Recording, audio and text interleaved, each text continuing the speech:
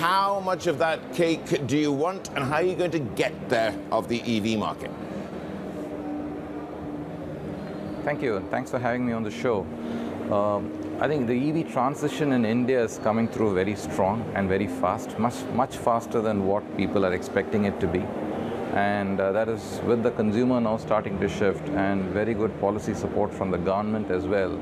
We do see this industry morphing into an EV-led industry pretty soon. And in that, as Tata Motors, we have taken the lead in this journey. And we have now sold our 50,000th vehicle last month.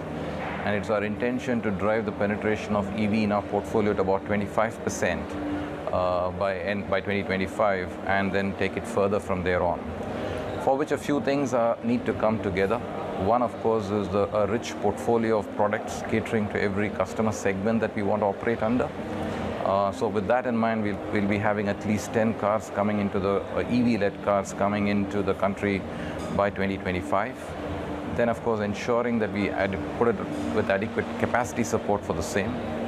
And then, of course, with the migration happening in the global scheme in terms of lesser carbon emissions, there is a thrust from the government as well to ensure there's policy support for this transition.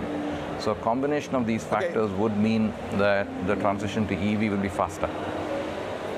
Absolutely. And now you're launching 3 vehicles there, are you not, at that auto show? How much money are you allocating for the further development, and what sort of production increases do you have? And tell me, how much of an impediment and how much of a challenge is it to try and localize the supply chain of components that you need for EVs, like batteries, because that's a big push coming from the Prime Minister's office? That's correct. So, great question. We intend to spend about $2.2 billion by 2025 on all things EV. And along with that, we'll also be expanding our capacity. We have about 50,000 units of capacity per month so far. And that will be expanding to about 80,000 units of capacity a month on the overall PV plus EV space. And a large majority of that would be consumed by the additional EV products that we'll be getting into the market. And a key component, as you rightly say, is the localization. And with the kind of investments we are making in this EV journey, we are finding a lot of interest from vendors wanting to localize and ensuring that we are having a solid, robust local supply chain for that. Already, other than batteries, more than, if I leave battery aside for the minute, more than 50% of our production is actually is localized. And we expect that number to increase to almost about 80% by 2025. And then on top of it, we will also, as a Tata Group, will be investing in cell manufacturing as well in India. So you should soon hear about that as well. So we are all in as far as this game is concerned, and we believe the time is ripe to make this transition. Balaji, I want to just let you listen to a bit of sound from from BYD as it plans to get about 40%, I believe it is, of the India EV market by 2030. Just please have a listen to this and give me your reaction. It's a long-term goal. By 2030, we want to be at least 40% of the total EV market in India. That's our long-term goal. Being a global manufacturer, we have to keep aggressive goals. So that's the goal we have kept for ourselves. So, Balaji, how do you compete with this rush of foreign car makers, and particularly, the Chinese company, BYD, into India? How do you compete against them, because they may well have a head start on you? See, currently we have about 50,000 cars in the market already, and we've sold so far, and we're selling close to about 5,000 cars a month. And it's our intention to increase it to almost about 10,000 cars a month in the coming years. And therefore, this will increase further. And I think the brand, the close connection with the Indian consumer, and choice of relevant technologies, it's a sweet spot between affordability, range, and features. And how do you get that sweet spot right with a close understanding of the Indian consumers is probably what brings us to the table. And therefore, we are quite confident that we'll be able to prevail in this market. Absolutely. And you have a plan in mind at the moment to take Jaguar, which is part of the JLR part of your business here, into a only EV brand by 2025.